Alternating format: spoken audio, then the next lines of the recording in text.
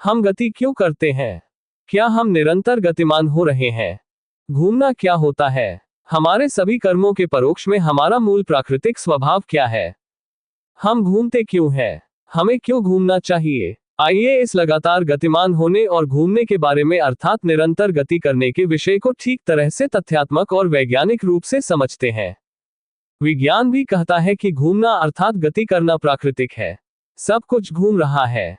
वह अलग बात है, हमें सहज और स्वाभाविक गति का पता नहीं चलता है। आज से लगभग 400 साल पहले मनुष्यों को ये ज्ञान ही नहीं था कि हमारे शरीर में खून भी लगातार घूम रहा है। पहले तो लोगों का यह मानना था कि हमारे शरीर में खून भरा हुआ है और ठहरा हुआ है। चिकित्सा विज्ञान ने ही यह साबित किया कि हमारे शरीर में खून लगातार घूम रहा है। खून सर्कुलेट हो रहा है, लगातार शुद्धिकरण की प्रक्रिया से गुजरता रहता है। अब वैज्ञानिक कहते हैं कि प्रत्येक कण का निरंतर घूमना अर्थात गति करना एक प्राकृतिक नियम है। उनका कहना है कि इस 5 तत्वों की सृष्टि में एवं इस पूरे ब्रह्मांड में प्रत्येक अणु परमाणु सब कुछ लगातार ही गति कर रहा है। ठहरा हुआ कुछ भी नहीं है। एक पत्थर का भी अणु परमाणु सब घूम रहा है। विज्ञान अणु के 3 हिस्से करके ये जाना है कि इलेक्ट्रॉन, न्यूट्रॉन और प्रोटॉन के चारों ओर लगातार गति कर रहे हैं। प्रत्येक अणु भी अपने केंद्र के चारों ओर घूम रहा है। हमें हमारी देखने और अनुभव करने की अक्षमता के कारण बहुत कुछ ठहरा हुआ सा आभास होता है। पृथ्वी भी अपनी धुरी पर घूम रही है। पृथ्वी 24 घंटे में अपनी धुरी पर घूमते हुए एक चक्कर पूरा कर लेती है। पृथ्वी सूर्य के चारों ओर 365 दिनों में एक चक्कर पूरा कर लेती है। सूर्य भी 35 दिनों में अपनी धुरी पर गति का एक चक्कर पूरा कर लेता है। पूरे ब्रह्मांड में कुछ भी ठहरा हुआ नहीं है। अंदर और बाहर सब कुछ घूम रहा है, गति कर रहा है। इसका यह अर्थ हुआ प्रकट और अप्रकट रूप से सब कुछ गति कर रहा है। इसका यह भी अर्थ हुआ कि उद्देश्यपूर्वक या निरुद्देश्य पूर्वक या जाने या अनजाने में गति करना अर्थात घूमना ब्रह्मांड का और पूरे विश्व का स्वभाव ही है। हम भी विश्व में हैं। जब पूरा विश्व ही घूम कर रहा है तो स्वाभाविक है कि हम भी गति कर रहे हैं। हम भी ऑटोमेटिक प्राकृतिक रूप से घूम रहे हैं। चाहे हम बैठे हुए की अवस्था में हो या चलने या भ्रमण की अवस्था में हो या विश्राम की अवस्था में हो, सभी अवस्थाओं में हमारे अंदर और बाहर बहुत कुछ सूक्ष्म रूप से गति कर रहा होता है। इसका उत्तरोत्तर अर्थ ये हुआ कि हमारी चेतना भी अचेतन और अवचेतन रूप से भी लगातार घूम रही है। इसका गहरा अर्थ ये हुआ कि पूरे ब्रह्मांड का स्वभाव गति और विश्राम की एक निरंतर प्रक्रिया है। इसे यूं कहें तो और ज्यादा अच्छा होगा कि परम चेतना का निरंतर गति करने और ठहरने का अनादि आदि स्वभाव है। यह अनादि और आदि निरंतर प्रक्रिया है। इस ब्रह्मांड में विश्राम अर्थात ठहराव और गति के बीच लगातार एक संतुलन चल रहा है। ठहराव और गति के बीच में अंतराल अर्थात गैप इतना ज्यादा कम होता है कि इसका हमें स्थूल इंद्रियों से पता नहीं चलता है। इसका यह भी अर्थ हुआ कि किसी भी रूप से ही सही, पर घूमना जिंदगी का एक हिस्सा है और यह अनिवार्य रूप से स्वाभाविक है। प्रकृति सदा घूमती रहती है। प्रकृति का सब कुछ घूमता रहता है।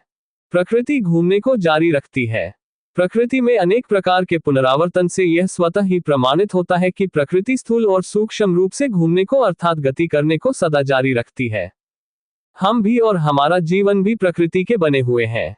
हमारे अंदर भी सदा सब कुछ गति करता रहता है, घूमता रहता है। दरअसल अनादि आदि काल से ही प्रकृति के निरंतर गति के प्रभाव से ही हम कर्म में प्रवृत्त होने के लिए प्रेरित हुए हैं और होते रहते हैं। प्रकृति स्वयं में ही कर्म में प्रवृत्त है। कर्म चाहे स्थूल हो या चाहे सूक्ष्म हो, कैसा भी हो, कर्म में भी गति, सक्रियता, घूमना जारी रहती है। किसी भी प्रकार के कर्म करने की मेहनत में भी घूमना अपने आप हो जाता है। सृष्टि के आदि से लेकर अंत तक भिन्न भिन्न वेशभूषा में भिन्न भिन्न अभिनय अदा करते हुए मनुष्य घूमता ही तो रहा है। यदि आप गौर से देखेंगे तो आप पाएंगे कि मनुष्य सबसे ज्यादा घुमंतु प्राणी है। संपूर्ण सृष्टि में जितना मनुष्य घूमता है उतना कोई नहीं घूमता है। जरा सोचिए, मनुष्य इस गति के प्राकृतिक नियम की प्रबलता के कारण ही चंद्रमा पर भी घूम आया है। चंद्रमा पर इतनी दूरी पर घूमने के मनुष्य कितने प्रबलशाली जतन किए होंगे, तब जाकर चंद्रमा पर घूमना संभव हुआ होगा। घूमना चाहे कम दूरी का हो या ज्यादा दूरी का हो, पर घूमना सदा जारी रखिए।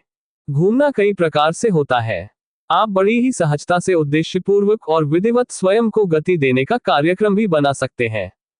सिर्फ अनेक प्रकार से सक्रिय रहिए। हम यहाँ घूमने के विषय को सक्रियता अर्थात गतिमान रहने से जोड़ रहे हैं। जब आप घूमते रहते हैं तो प्रकृति यह गारंटी करती है कि घूमने से आपकी कई चीजें बढ़ेंगी। जैसे आपका ज्ञान भी बढ़ेगा, आपकी समझ में प्रौढ़ता आएगी, आपके अनेक प्रकार के अनुभव बढ़ेंगे, आपका शारीरिक और मानसिक स्वास्थ्य भी बढ़ेगा, आपकी आयु की वृद्धि पर भी पॉजिटिव प्रभाव पड़ेगा। घूमना आपको परिवर्तित कर देगा। घूमना आपके दृष्टिकोण को बदलता है। आप संपूर्ण सृष्टि और जीवन की असलियत को अलग ढंग से देख सकने में सक्षम होते हैं। किसी भी प्रकार से एक निश्चित समय तक घूमने से दोहरे परिणाम आते हैं। भीतरी और बाहरी दोहरा परिवर्तन होता है। एक, किसी भी प्रकार के घूमने में आत्मिक स्मृति बने रहे। दूसरा, ये स्मृति भी बनी रहती है कि हमारे अंदर एक ऐसा केंद्र अर्थात चैतन्य आत्मा भी है जो कभी नहीं घूमती है, जो सदा स्थिर रहती है। इसका आप उद्देश्य पूर्वक इसके परिणाम अनुभव करने के लिए एक प्रयोग भी कर सकते हैं।